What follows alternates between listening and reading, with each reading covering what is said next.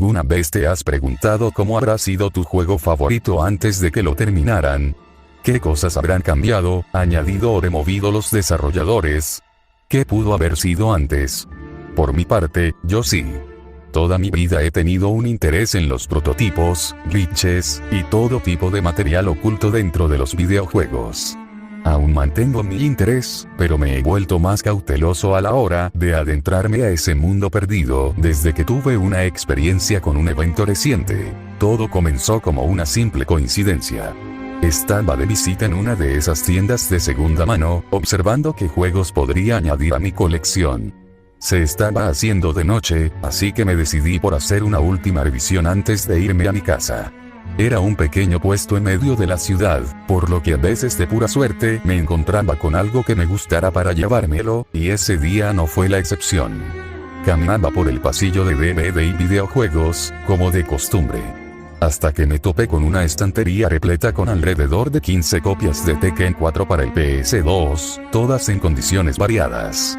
Era una de esas coincidencias regulares, aunque generalmente con VHS en vez de videojuegos. Me reí un rato de pensar en cómo pudieron acabar aquí, hasta que terminé por entregarle una copia al cajero. Tan pronto como llegué a mi casa, me dirigí hacia mi habitación y desempolvé mi vieja PS2, la cual no había sido utilizada en bastante tiempo. Tomé el juego de la bolsa de plástico y lo examiné. Era un caso bastante similar a otros, aunque había visto mejores. El disco era muy diferente al original, pero no mostraba signos de haber sido pirateado, en su lugar tenía una etiqueta en la cual se podía leer. Puedes imaginar mi emoción de solo ver esto. Quizás estaba sacando mis conclusiones demasiado rápido, pero en mi mente solo podía pensar en la posibilidad de que el disco fuera una versión beta del juego. Miré la parte posterior para ver si no tenía rasguños o alguna otra clase de daño, y lo coloqué dentro de la consola. En lugar de la introducción en HID con la que estaba familiarizado, el juego comenzó de inmediato mostrando una pantalla azul oscuro. Se reprodujo un clip con la voz del locutor diciendo "buenos días", para posteriormente mostrar el menú con un texto en blanco, similar al que estaba en la etiqueta del disco. Había algunas diferencias con respecto a la versión final, como la inclusión de unas letras en japonés, el logotipo de Namco en la esquina inferior derecha y solamente mostraba las opciones de iniciar y debug. Era obvio que estaba ante algo muy especial. Mis manos sudaban del entusiasmo. ¿Qué secreto se esconderá dentro? Basándome en la fecha y el número de la versión, podría decir que era una versión muy temprana del juego, quizás una versión arcade desarrollada para la PS2. La primera cosa que traté de seleccionar fue Debug, el cual terminó por congelar el juego. Supuse que por algo la opción estaba deshabilitada. Después de reiniciarlo, seleccioné la primera opción. Me envió a un menú más simple que el anterior. Era una pantalla en negro con el mismo texto en blanco y dos opciones. Pero esta vez era diferente. Las opciones eran modo historia y free play. Me decidí ir por la segunda opción para ver qué diferencias tenía con el gameplay. Cuando la seleccioné, me llevo a una versión más temprana y de baja calidad del menú de selección de personajes. Todas las casillas, salvo por unas 4, estaban en blanco con un signo de interrogación de TTT1, muy probablemente porque el resto de personajes no habían sido incluidos aún. Los únicos personajes con los que se podía jugar eran Nina Williams, Deanne Riker, Fiona Gilberto y Craig Mardu.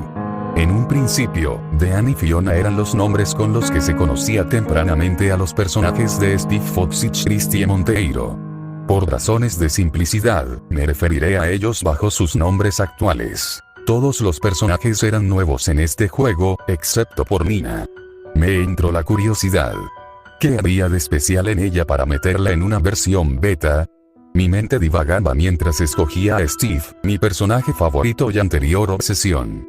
Las diferencias entre el gameplay de la versión beta en comparación con la versión final eran abismales. Los escenarios estaban incompletos, la música estaba ausente, y en general fue algo decepcionante. Regresé al menú de selección de personajes para escoger a Craig, pero el juego se congeló. Reinicié el juego para tratar de escoger a Christie, pero de nuevo se volvió a congelar. Estaba muy confundido. Si estos personajes eran seleccionables por alguna razón, ¿por qué traseaban el juego? Tal vez era un fallo en la programación temprana del menú, o simplemente no estaba terminado aún. Intenté con Nina. Cuando escogí a Nina, apareció brevemente una pantalla de carga que decía cargar historia. Obviamente yo no había seleccionado el modo historia. Comenzó con el formato normal del modo historia en japonés, aunque mucho más corto y con sketches sin color. Cuando pude traducir el texto se podía leer lo siguiente: Nina fue contratada para matar. Ella va a matar. Haruhiker debe morir. La asesina extrañaba el sabor de la sangre y el olor a muerte. Ella entró a Tekken 4 para perseguirlo. Algo me desconcertó sobre esto. Tekken 4 había sido considerado como la entrega más seria y oscura en toda la serie, pero nunca pareció tan oscuro. Tal vez estaba olvidando que eso no importaba porque de todos modos iba a luchar. Fueron 5 peleas en total, 4 de ellas contra Christie y Craig, con la diferencia de que vestían diferentes atuendos y que cada una ocurría en un escenario diferente. Sin embargo, la última pelea fue contra Steve al igual que en la versión final. La pelea tuvo lugar en un escenario aparentemente terminado y que contenía un fragmento de música que se cortó después de un par de segundos, descendiendo a un zumbido agudo y silencioso. Entre más duraba, más me perforaba los oídos. Revisé 3 veces mis Carlesaf para asegurarme de que no fueran los causantes. Pensé que era algo propio del juego, pero luego me di cuenta de que él mismo no tenía sonido. Sentía como mi pecho se hundía y mi sangre se enfriaba mientras más jugaba. Tenía miedo de lo que estaba por venir, pero seguí presionándome de todos modos. Necesitaba ver los secretos que estaban a punto de revelarse. Era algo que me comía desde adentro hacia afuera. Era en todo lo que podía pensar. Necesitaba verlo todo. Cuando terminé por bajar la barra de salud de Steve, el juego emitió la animación de victoria y pasó directamente al epílogo. Me sorprendió bastante que fuera una escena animada. La cámara se acercó lentamente a Nina desde atrás.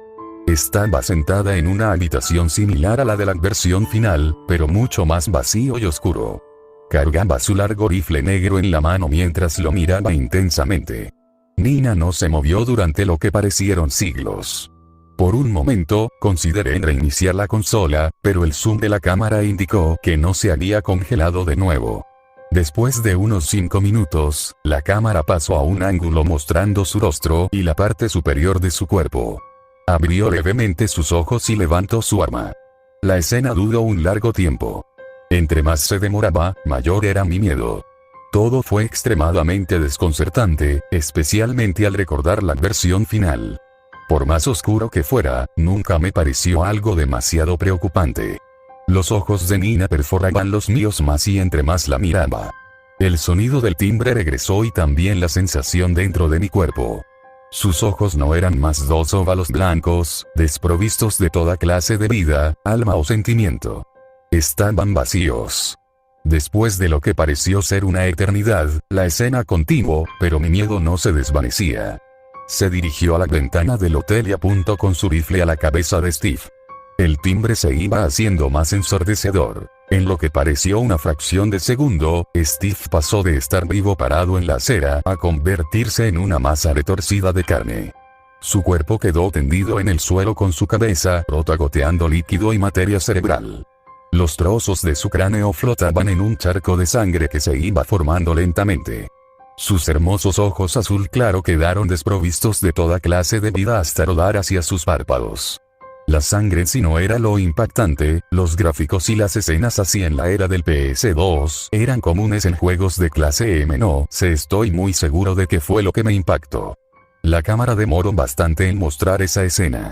El sonido era ahora insoportable y mi cuerpo se sentía frío y muerto. Quería apartar mi vista de la pantalla pero mi cuerpo no respondía. Necesitaba verlo todo. La cámara volvió de nuevo a Nina, quien estaba sentada con la misma expresión en blanco adornando su cara. Sus ojos se cerraron por completo y apartó el rifle de la ventana. Después de lo que pareció otro siglo de espera, giró el rifle hacia sí misma. Envolvió sus suaves labios rosados alrededor del cañón, mientras las lágrimas caían de sus ojos.